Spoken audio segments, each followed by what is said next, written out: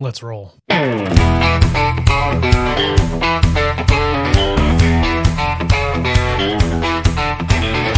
Hello and welcome to the Must Read Alaska Show.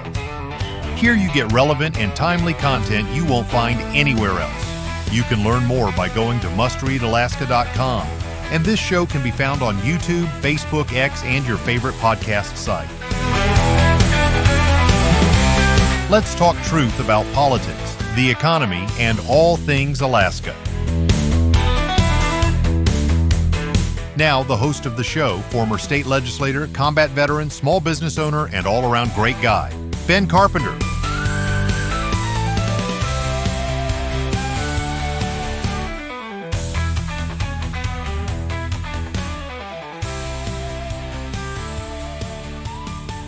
Well, welcome to the Must Read Alaska Show, friends. I'm Ben Carpenter, your host and guide, as we brave a journey of discovery towards truth and independent-minded thinking. Must Read Alaska exists because discovering the truth is hard. It calls upon us to be relentless in defense of common sense, our faith in God, and the exceptional values enshrined in our Constitution. Freedom is not free. It is not for the timid. It was not secured by the weak of heart or mind. And maintaining freedom requires every one of us to be alert to daily encroachments on our liberties and on the grand deceptions of those seeking power and control over others. Every generation must pledge their lives, their fortunes, and their sacred honor, and we must never take our freedom for granted. We are not anti-government, we are pro-government, of the people, by the people, and for the people. And today we've got two guests with us from the Reason Foundation. Mr. Ryan Frost and Miss Mariana Trujillo have joined us from down in the lower 48. Good evening, or good afternoon, I guess it is, here in Alaska. Why don't we go ahead and get some introductions out of the way? We'll start with you, Ryan, if you'll introduce yourself and kind of tell us what the Reason Foundation is. Yeah, thanks. So my name is Ryan Frost. I am one of the managing directors of the Pension Integrity Project at Reason Foundation. Reason Foundation is a small L libertarian think tank. We do a lot of policy research across the country and almost every state.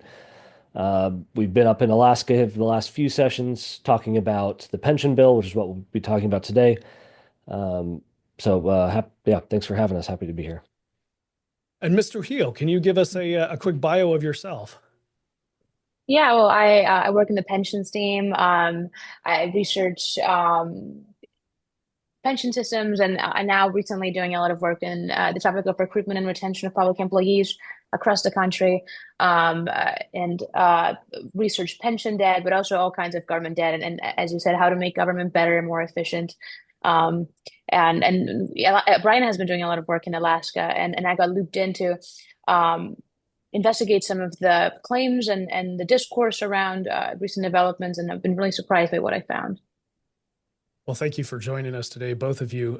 The Alaska State Legislature has a bill before it this legislature, as it did last legislature. We had Senate Bill 88 last time, and now it's Senate Bill 78 this year, this time, that's proposes to take us back to a defined benefits retirement system that we currently have, but is closed to new employees. New employees in the state of Alaska go to come into a defined contribution system. So I guess maybe just to start off here to make sure everybody understands what we're talking about. What is a defined benefit system, and how is it compared to a defined contribution system? Sure. So defined contribution system it's very similar to what everybody in the private sector has at this point, similar to a 401k where the employee puts money in, the employer puts some money in, and then that money's invested in the stock market. It accumulates over a member's career. And then the member at retirement can choose to do a few things with that pot of money. They can take it all out. They can draw from it slowly. They can annuitize it. A lot of options. Defined benefit system is, basically what it sounds like. It's a defined benefit. It's based on how many years you work, what your highest salary is, and then there's a what's called a multiplier aspect to that to come up with essentially what you'll get in retirement every year. The main difference between the two is really the who holds the risk. Under a defined benefit system, all the risk is on the employers and the state. In a defined contribution system, all the investment risk would be on the employee. And so that's really the two main differences. Functionally, at retirement, they work very similarly. Um, there's one downside of defined benefit plans is they're not portable. You can't take it with you if you go somewhere else. Defined contribution plan, it follows you everywhere you go. So for a more mobile workforce, obviously a defined contribution would be better for somebody generally that works a full career in just one job, which is what we've seen is less than 5% of employees at this point. Defined benefit might be better. So that's really the main differences is one's promise a certain amount of money at retirement. The other one is promises you a certain amount of dollars going into your retirement savings every month. Very good. Thank you. So defined benefits retirement systems used to be more popular. They used to be like corporations used to have them, and more entities used to have them. Why have they moved away? Why have they become less popular over time? Yeah, but yeah, private sector, I'm not aware of many, if any, that still had defined benefit systems. A few have what's called cash balance systems still, which is kind of a hybrid between the two. But corporations moved away, frankly, because they couldn't afford it anymore. The math behind what they had put in to save for these pensions end up being inaccurate, and we're seeing that across the public plans as well. There's over $1.5 trillion just in public pension debt, and that's just because the calculations of how much was supposed to be saved and invested and what the returns on that would be was just really inaccurate. And so these corporations, they're not governments. They have to make money, and a lot of these pension plans end up putting them billions of dollars in the hole. And so they frankly they had no choice but to get rid of them. And many of those corporations, um, they didn't just get rid of them by offering just by, transitioning new employees to a defined contribution plan. Many actually went bankrupt because of their retirement plans. And then in bankruptcy, they negotiated with their employees and basically defaulted on a good chunk of their benefits.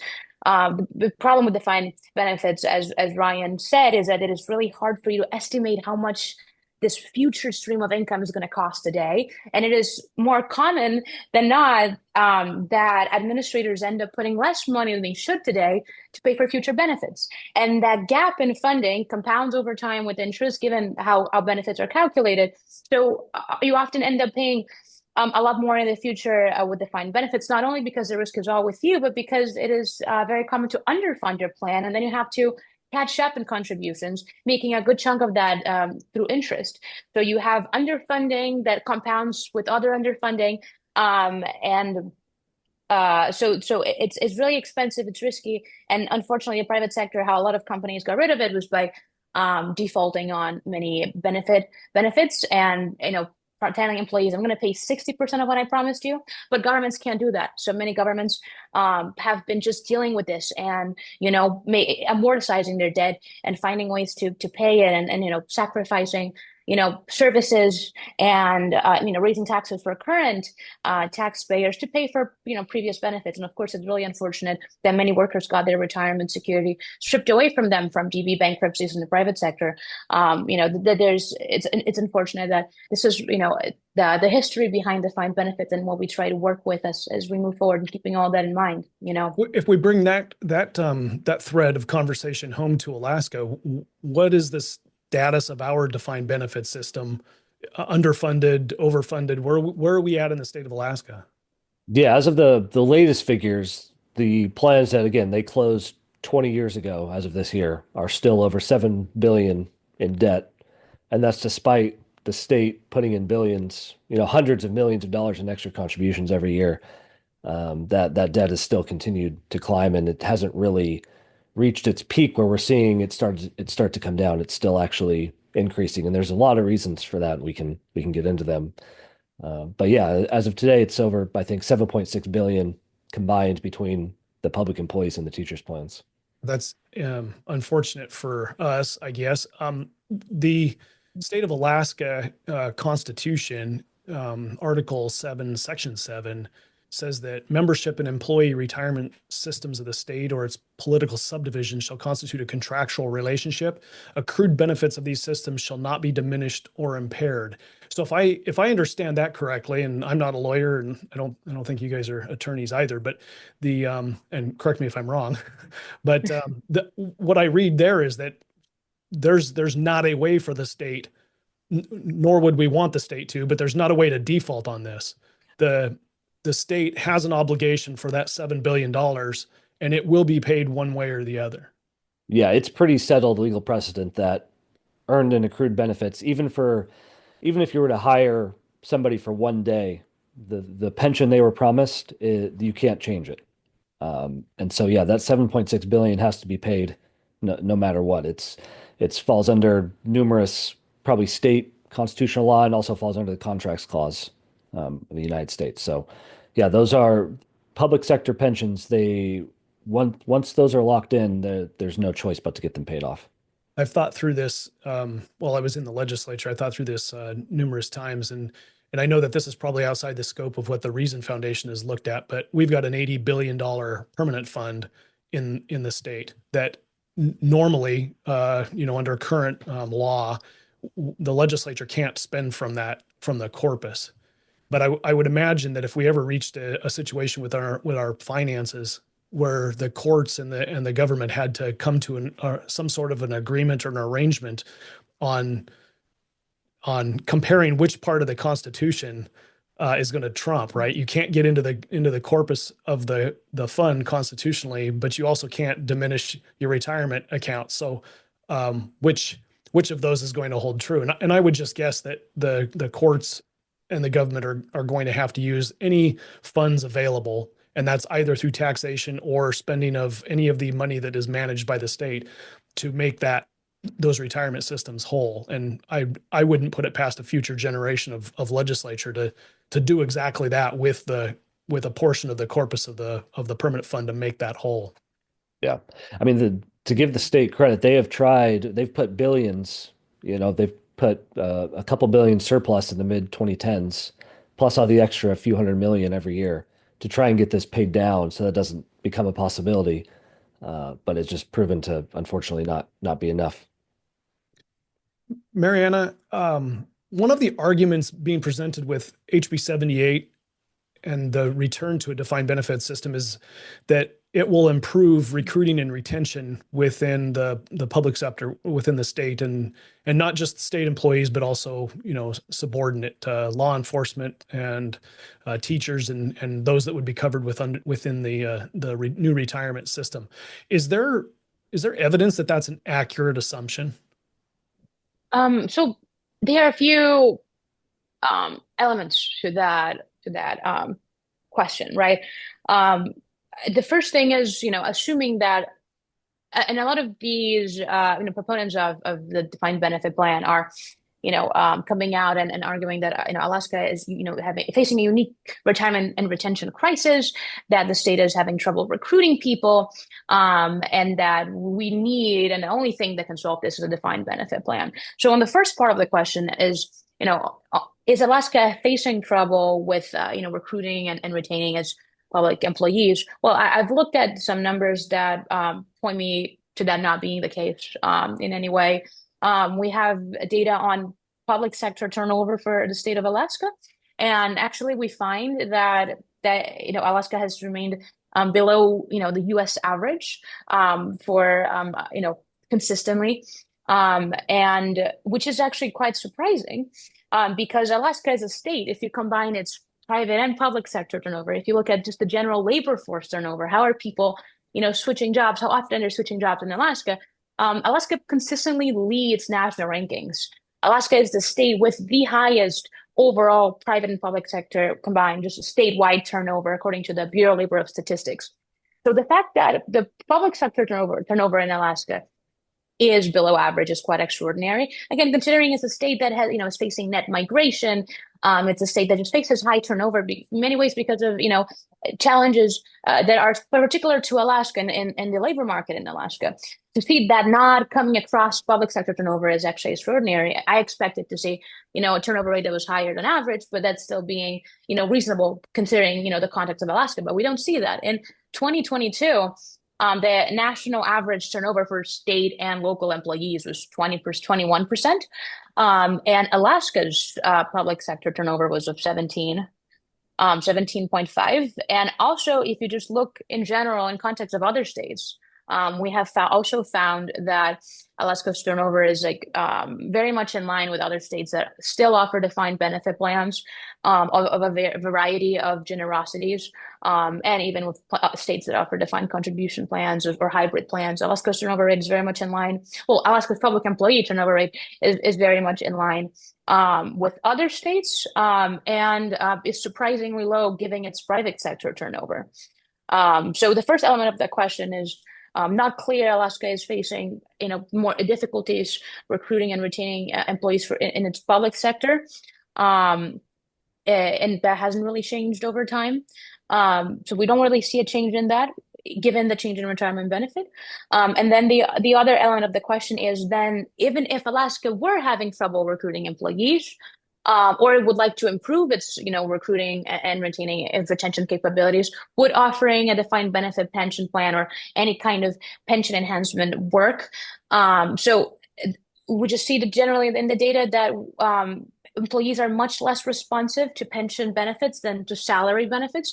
Some estimates even put that to be about half, but every dollar that you put in your pension has half the impact of dollars you put in towards salary. That's a recent Congress, CBO's estimates.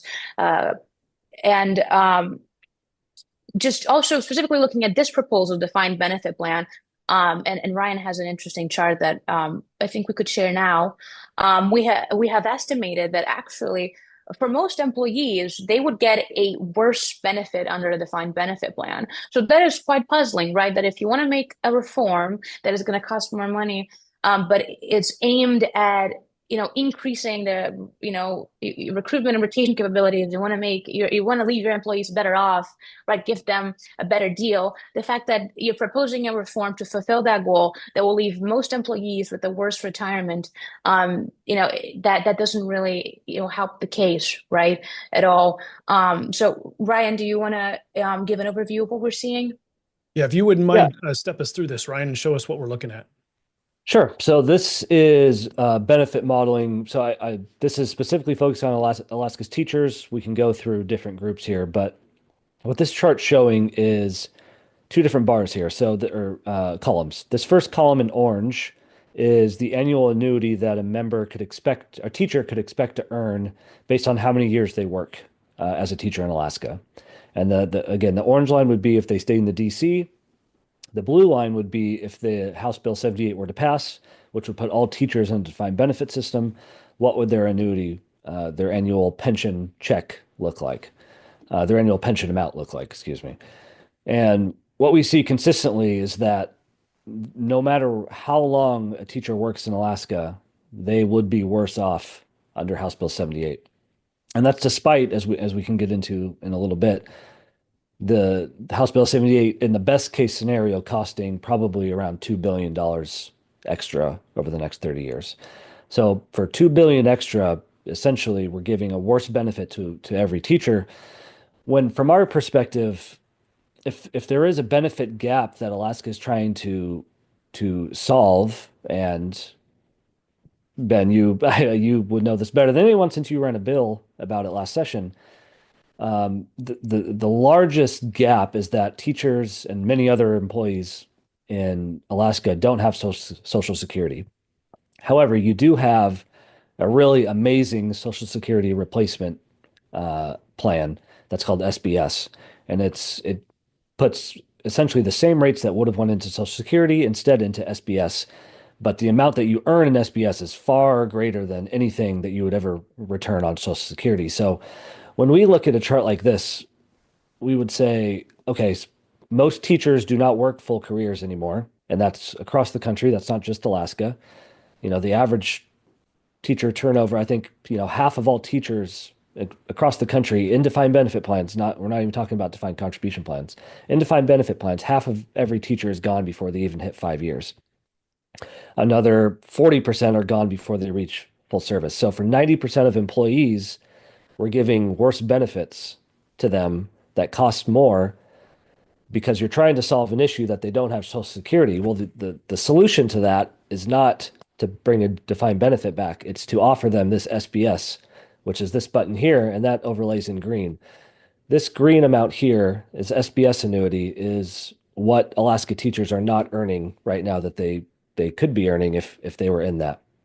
And if you go over a 30-year career, this is an extra $68,000 a year that teachers are missing out on. And to us, that's really the story. If you're going to talk about a pension need in Alaska, it's getting everybody in this really probably the best Social Security replacement plan in the country, SBS.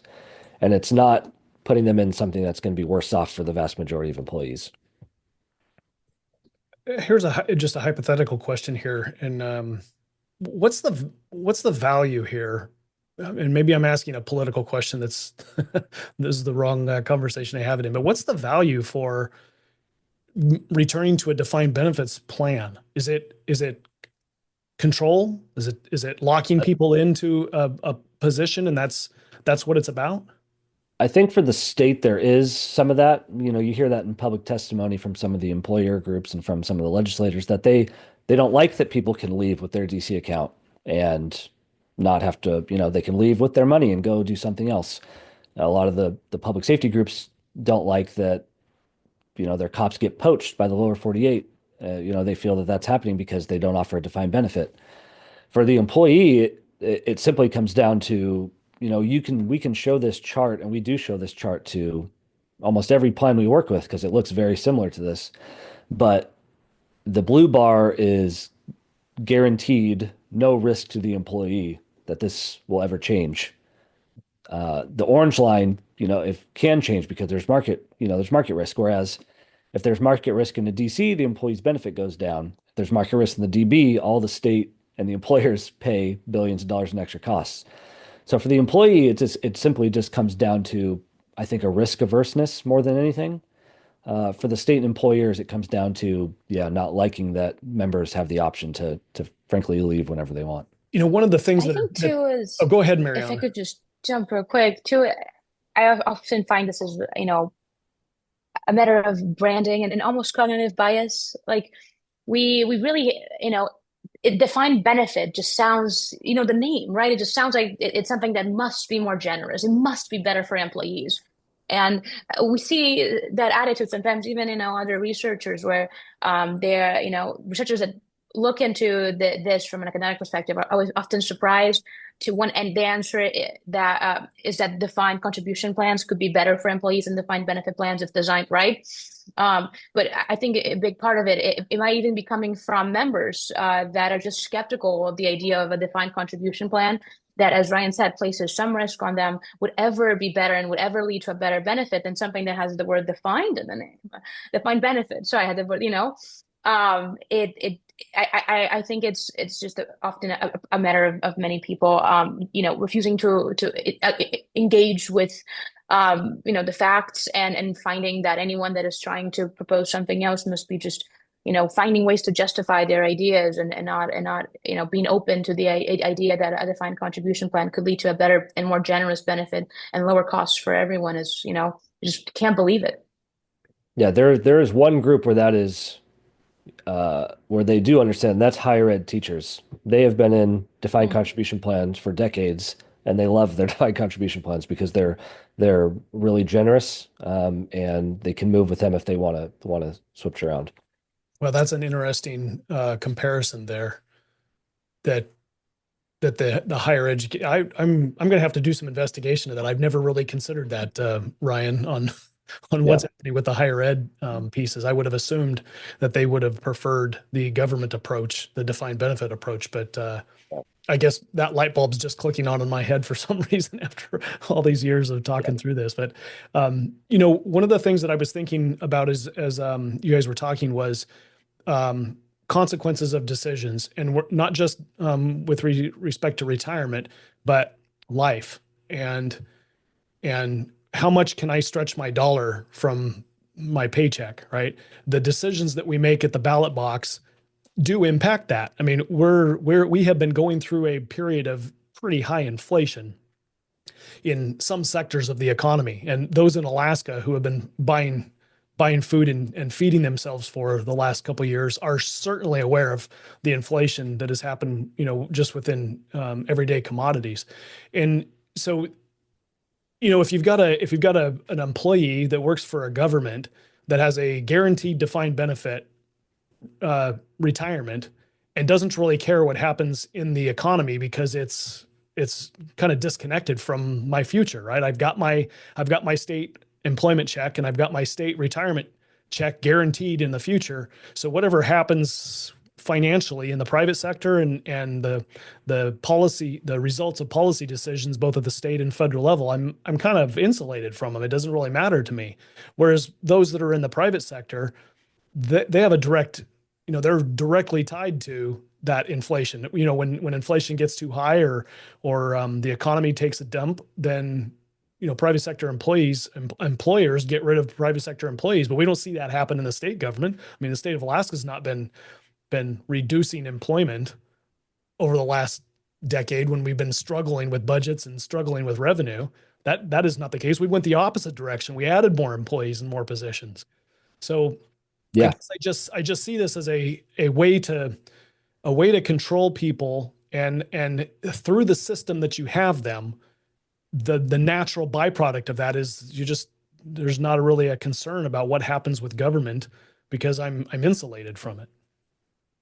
Well, yeah, and one other aspect to that is almost every defined benefit pension has inflation protection in retirement through a cost of living adjustment. So, there's even less, you know, worry about that in retirement, which, that's frankly, if we would build one, we would want to have inflation protection. There's ways to do it in DC through annuitization as well. Um, so yeah. Well, what are some of the costs associated with the pension systems? Can you help us understand what the costs would be? Sure. Do you want to just talk about the bills costs or kind of where Alaska is now and Well, what the bills could do to it? I think we've got time to touch on both. Why don't we Okay. start with what Alaska's costs are and then look at the bill? Sure. So did this screen pull up okay? Yep, The we're looking change? at it. Yeah. Great. So this is so all this data comes from our annual pension report. It's something we put out once a year, looks at about 296 plans across the country. So up here, I'm just looking at all the pension plans in Alaska. So we call this our mountain of debt chart, and this is where we get that $7.6 billion figure from. So that's how much debt as of 2023 the state held in unfunded accrued pension liabilities. Now, if we go down here, it kind of tells a bit of a story about where that gap started happening. It's a very common story, 08, 09, large losses in the markets. And as the assets have grown, the gap between assets and liabilities has not closed in Alaska as quickly as it has in some other states. And here's, this as a portion of the debt, the state essentially holds, all the debt in Alaska. So they're on the hook to pay it all off. If, when we talk about pension debt, though, it's really key that we talk about assumptions as well. And will the plan earn what it expects to earn? History tells us probably not. And Alaska still, as of today, has one of the 5 highest, or you could say rosiest assumptions in the country about what they expect to earn on their investments. And that's really surprising since the plan's been closed for 20 years. And so the asset pool has been diminishing over that time. You would expect to see at least some amount of lower risk tolerance going forward in the portfolio, but we have not seen that in Alaska. And so when we look across the country, we see, all the capital market assumptions, all these pension plans expect to earn. We're seeing right around 6 to 6.5 over the next 30 years. And right now, Alaska expects to earn 7.25. And And so that's what we would find in the HB 78. that's right. And that's frankly, one of my biggest problems with the bill is that instead of having a new tier be set on a more realistic looking forward basis, it's using the assumptions from a plan that's been closed for 20 years. And we just, that's just not really based in reality, frankly. So And one so, of the articles that I saw that is published there on reasonfoundation.org discussed the bad assumptions on the discount rate. Can you explain that? sure. Yeah, the best way I can do it is go down to this chart. So this blue line shows what the pension plans have assumed that they would earn every year. And this is a rolling average going from 2001 until today. The yellow is what they've actually earned over that period. And you see there's no point where these averages have crossed over. So this tells us that the plan has always assumed it's going to earn more than it actually has. And which leads into why the plans are still 7.6 billion in debt, despite the state throwing in around $9 billion over the last 20 years, just in extra contributions to the plan. It's really just because they're trying to catch up to not hitting their investment returns. And if you look And across all the plans, Ryan, just yeah, quick introduction to that. That also implies that their present debt is undervalued. That they're a more fair estimate of how much Alaska has in debt would be higher given, if we actually matched assumptions to, their historical outcomes, right? right. Yeah, so that 7.6 billion figure I gave you, if they were more realistic with their future outlook and use a 6.5 discount rate, the the unfunded liabilities would be oh, sorry, let me go back to Alaska, would jump from 7.6 to 9.6 essentially. So, that's $2 billion in what we would Right. consider kind of hidden pension debt that's going to be exposed at Our some un, point. our unfunded liability is a product of future investment earnings, and we're That's right. using a rate that you're making the argument is we haven't ever reached the rate that we say we're going to use That's right. as that Yeah, assumption. that's And correct. if we were using a rate of what we have actually earned over this time period, then our unfunded liability would be several billion dollars more. Right. Or even a rate more similar with what other plans are assuming that they're going to earn. Plans that are still open, they still have assets coming in. You're talking Uh, about plans in other states yes, that are yes. actively have active That's right. new employees. Yep. These active plans still expect to earn less than Alaska. New York expects to earn 5.9%, and they have one of the best funded pension systems in the country. And so I really think, that 7.25 number is hiding a lot of debt that the state's going to be on the hook for, regardless of if this bill passes or not. Uh, those costs are going to go up in the near future. But Um, that's seriously And concerning. the longer it takes to address that and starts paying and incorporating that estimate in your balance sheets, the more expensive it becomes yeah, because you're basically foregoing all those investment returns you would have if you had funded your plan properly, right? By not having money in the pot. So was why we say that pension debt compounds, and it's the most expensive debt any state could ever have because it is compounding in a sense at the assumed rate of return a plan has, and that is an interest rate in a sense that is higher than any bond that Alaska could ever issue. And it's so that's why we say that in that sense, it's the most expensive, highest compounding that any state could have. So you've got a pretty fancy chart here, and for those of you that are listening to the podcast, that is completely useless to you because we can't show it through the radio. But if you go to mustreadalaska.com or you go to YouTube, Must Read Alaska Show, this will be published there in the video form, and you'll be able to look and see what we're looking at here, and I'm sure that will probably make a little bit more sense when you're actually looking at the graph, which I would recommend that you do. Um, do you have some information here on what HB 78 proposes? I do. Yeah, let me go back here. So if we just go back to the difference between, so let's put aside kind of the old debt and let's look at what HB 78 would do to the state's finances. And this is combined. So HB 78 would close the DC plan, put all public employees and teachers into a defined benefit plan.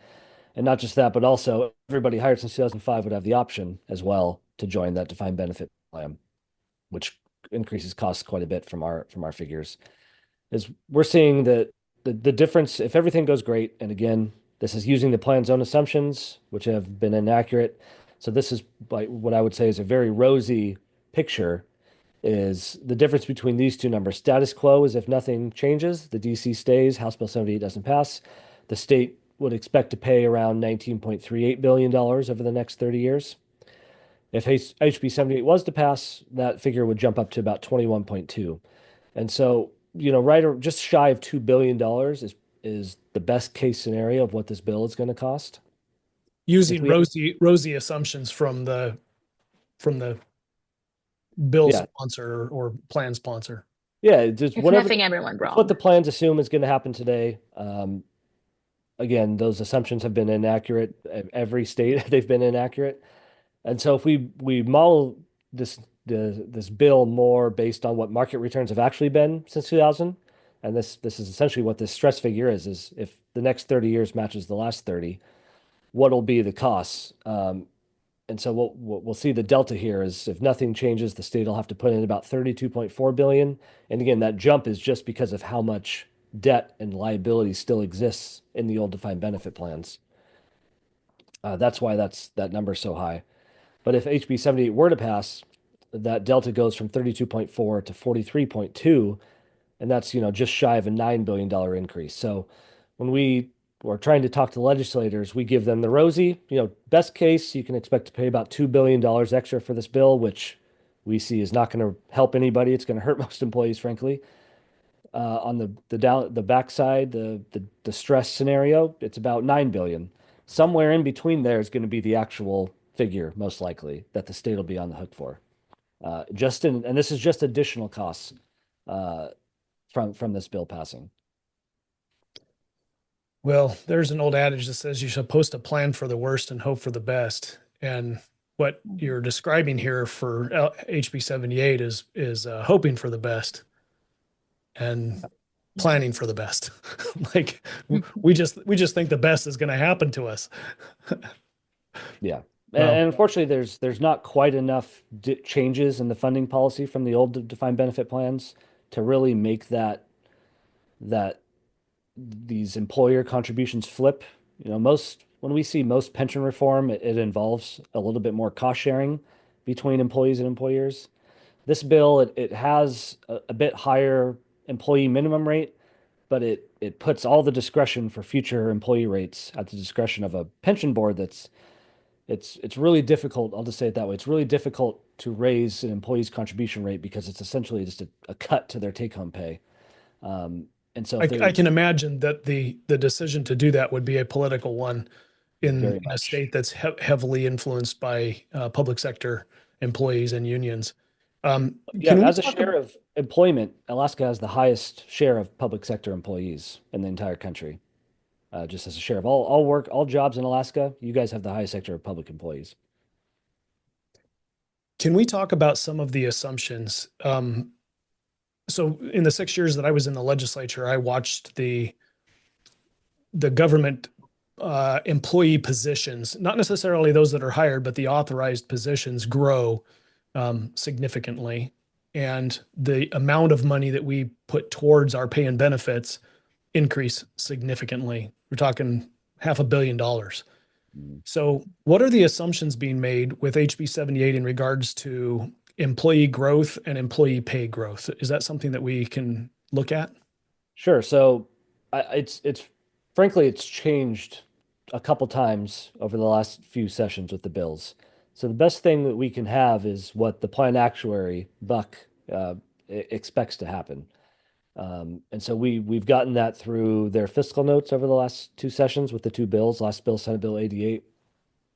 I believe their assumption on last fiscal note was or on SB 88's fiscal note was that if this bill passed, salary growth would grow at about 3% per year, and there would be some retention effect, which means more employees, which means a higher liability figure. So that's really the best probably that we can go off of today is that it, regardless of the data that we see that says this most likely isn't going to help your recruitment and retention at all, if it did, it would cause costs probably to go up even higher than what we've shown here today. Well, And of course, if you have you know, net defined benefit system, any future raises would also be reflected in future increases in your pension benefit. So you would also have the problem that if you want to give out future raises after you also give what was perceived as a better pension benefit, which we know in the numbers is not, you would also have to add that to the total cost of the DB, the cost of future raises impacting estimated pension payments in the future.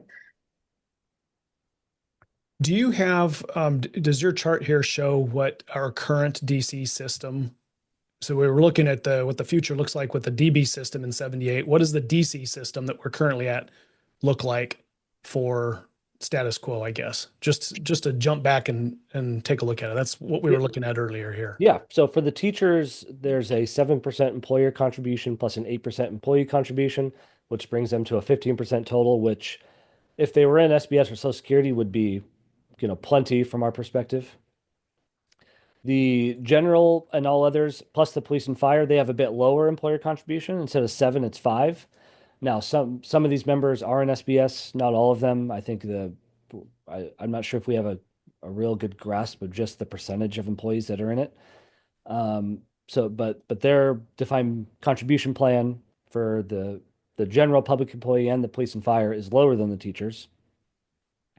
And then for the police and fire, again, they're also at a 5% employer, 8% employee. One of our recommendations dating back to the first week, I think we were up in Alaska a few years ago, was to look at boosting this employer contribution rate to police and fire just because they work a shorter career. And we thought there was a small gap there that could be made up. So let's talk about that for just a second. Back out to a higher level. We've got a push within the legislature to create a new defined benefits system that returns the state to what we used to have, but was replaced by the defined contribution system that is what all new employees currently are in. What you just highlighted was that there are some things that maybe could make the defined contribution system that we currently have more competitive or a better retirement system. And that could be a bill that the legislature considers in comparison or in juxtaposition to the 78, HB 78 or Senate Bill 78 that is creating an entirely new defined benefit system that would take us back to where we were in the past. So we don't actually have two alternatives in the legislature right now, but we could have two alternatives in the legislature: return to a defined benefit system or improve the system that we have right now. Those are kind of two broad options that we could have, correct? Correct. Yep. Yeah.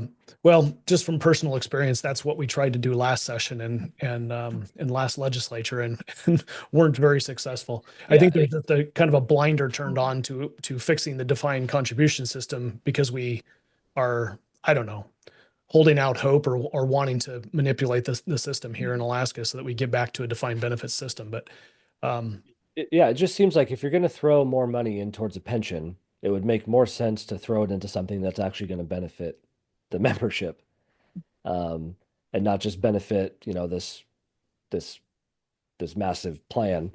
And so, if we were to boost this employer contribution rate figure up, you can see here that, for most even public safety with the current rates, until you hit about year 25, which is when they can retire early under the DB, the DC is going to be better. But if we boosted that up, to 7, gave everybody SBS who's not in it, we're talking doubling the benefit in a lot of cases. Well, and on that too, I think it's important to consider that, government pension systems are not a social program, right? They're part of employee compensation.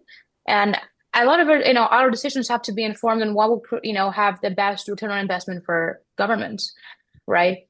So with that in mind as well, it's important to consider that, if you have, resources that you want to pour into increasing the compensation of your employees, you can dedicate that towards increasing and strengthening their retirement benefits, or you could also, as I alluded in the beginning, direct that towards their salaries, which research shows again and again is their preferred method of that their employees are more responsive to salary changes in terms of recruitment, retention, and satisfaction more than retirement benefits. But also research shows that it's often the reason that public employees cite for leaving public service, that their salaries are not enough, and they would rather receive, they would rather have a better salary somewhere else.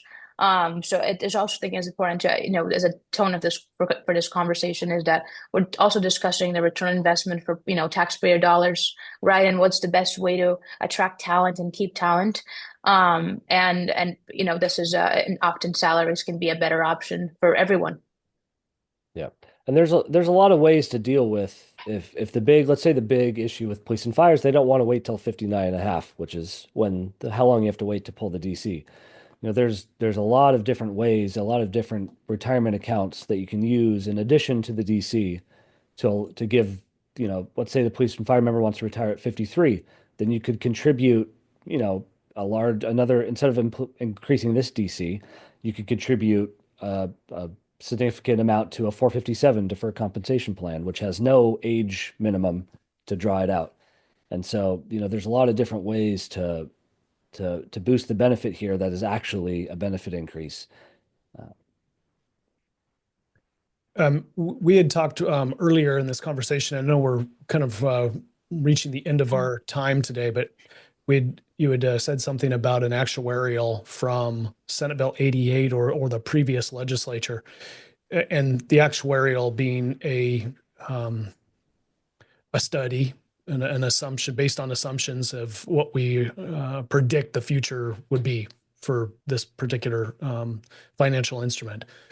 Do we have an actuarial for 78, for Senate Bill 78? Do we know what is currently being projected, or do we have a fiscal note for it? Do we actually know what the numbers are for it, or are we still using numbers from previous bills? So there's not been an update to the fiscal note for House Bill 78 yet. I expect it to be any week now. I think they were contracted to do it in early February. So I'd expect that actuarial to be done anytime now. All the numbers you've seen here is just from what our actuary has built for us using Alaska's membership data that we have. And so our costs, but again, our costs is basically matched up exactly to Buck's last year, who's the Pine actuary. The big difference is, and one thing that I hope that they come back with in their fiscal note this year, is some more stress testing around future possibilities that aren't exactly what the plan's assuming. A lot of when you talk about a pension bill, it's really important to have the range of possibilities and not just one figure that you're going forward looking at. So for legislators especially, I think it's really important to know what's the worst case, what's the best case, what kind of dollars are we talking about here. There's a conversation that I had within this last week about investment accounts, and this was more directed towards the permanent fund, the Alaska Permanent Fund. One of the things that was made is that if you've got a fund that is it has less active money going in, but its purpose is to give a benefit going out, then your goals for managing that money are different than it might be if you're putting money into it all the time.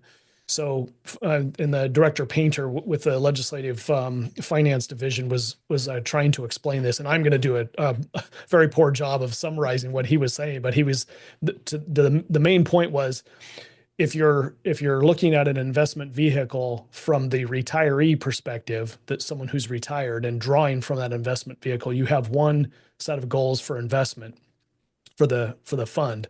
And then if you're an employee like he is in that case, then and he's in a defined contribution system, he's going to have a different investment strategy because he's got more time to build up his investment vehicle. So the question that I've got is, when we talked previously about assumptions on investment returns, and we have not, our plan has not ever reached what we said we wanted to reach. Is that a function of just the reality of a plan that has people pulling from it, and you just have to manage it less with a little bit less risk because you know that you're going to have to pull from it? Is that part of the issue, or am I wildly off base here? I think it's more of a function of, and this is not an Alaska specific issue. This is why almost every plan is in debt at this point, is plans kept that future assumption on investment earnings high because it made it cheaper for employees and employers. It made the pension cheaper. It meant they had to put less money in because they expected it to earn more on the market. When that started changing in the early mid 2000s, and those future expectations started to lower for basically, all the private sector started lowering it. The public sector left it high. They did not want to change it. They thought they would be able to invest their way out of all these issues. And so they left that number high. The problem in Alaska and a lot of other places is once they hit reality and that wasn't going to happen anymore, it became very expensive to drop that assumption down, because every time you drop it, the present value of liabilities skyrockets up, which means the gap between your assets and liabilities, also known as pension debt, increases. And so if plans were more nimble and took the hit to that future assumption earlier, we would not be having the same conversation we're having right now. But most plans thought that they would be able to invest their way out. They could leave the assumption high. They would just change their asset pool, take on riskier investments. I can even show you a quick chart about that. But this is a very common thread here. But if you take anything away from this chart, blue and green are safe assets, orange and yellow are more risky assets. You can see all these plans going, oh crap, we're not going to be able to hit our future return figure with our current asset allocation. So what do we have to do? We have to take on more risk. And they keep adding in more and more risk. And even despite all this, they still weren't able to hit that return figure. And so now those rates are starting to come down, even with the portfolios staying pretty risky. And so I think that's more why we're at where we are today, and why leaving that rate at where it is today for a new plan is so frustrating. That's, I guess, for the listeners that are listening to this podcast, if you've made it this far, you really need to go to the YouTube channel and look at this chart. This probably helps us explain what's happening with the asset allocation decisions at the permanent fund itself. And I don't want to put words into other people's mouths right now, but we've had a decision made here in the last couple of years to increase private equity allocations within the permanent fund, which is keeping with what you're showing here. An increased private equity is increased risk. It is also increased time for return on investment, but it potentially could have a higher return on investment. But that's in my mind, I'm seeing a similarity with a management strategy that says, hey, we're having a hard time achieving what we said we were going to achieve a while ago, and therefore we're going to need to do something a little higher risk to keep up with what we said we needed to, or our perceived obligation or financial obligation is. Exactly right. That's right. And you also can see in this chart that, a big chunk of that was from reductions in fixed income. So that's like, plans that have, bonds, either federal bonds or, municipal bonds, corporate bonds. And a big reason why, many asset allocators have decreased their fixed income allocations, because interest rates were very low for a long time. We had periods of negative real interest rates on, federal interest rates. And many asset allocators had to get creative. They had to find yield elsewhere, and a lot of that volatility and shift towards risk taking is national. And we have seen many allocators, again, in pensions, asset managers shift towards private equity and hedge funds in search of yield. So as Ryan said, this is not unique to Alaska, but it is important to note that what we see with pensions is that even though they have increased their risk taking, we don't see that reflecting in returns very well. We actually find that 99% of pension funds in our report have underperformed the S&P 500 over the past 20 years. And they have done that while paying a lot more money to invest than they would have in the S&P, right? They pay, those private managers charge very high fees. And also these funds, these private funds are very expensive. No, not very expensive, they're also very risky, right? So what we find is that most pensions are taking on more risk than public markets, the S&P 500 or just bond markets. And you can create what we have here, a 60-40 portfolio, that's 60%, stocks and 40% bonds. And, even then we find many pensions underperforming that while taking on more risk and paying more money, more investment fees. So again, this is a national trend, but it is just something to note that this increased trend towards seeking returns, gambling for redemption is what some have called, has not really panned out in many ways. Wow. Well, I suspect that we could probably add another hour of this conversation and discuss the details that you've got here. Would you be willing to come back on the show and have a conversation when we have actuarial or cost analysis on HB7 or SB 78 here in a few weeks, if and when it shows up? Be happy to. Yeah. Wonderful. Wonderful. Well, I want to thank you, Ryan and Mariana, for your time and coming on the show today. It's been very enlightening. I thought that I knew quite a bit about pensions in Alaska, and I have learned some new things today. So I appreciate you spending the time with us. We covered a lot of ground on the topic of pensions today. If you have questions, email me at bcarpenter@mustreadalaska.com. And we'll see if we can't get you answers and address it on a future episode. If you're listening to the show and this is something that you find of value and want to continue, then I would ask you to consider going to the mustreadalaska.com and clicking on the donate link, helping us keep the lights on and help us bring on guests like this that further shine the light on the decisions that our legislators and decision makers of the state and to some extent federal level are making on our behalf. We consistently have to pledge our lives, our fortune, and our sacred honor to maintain our freedom in this nation.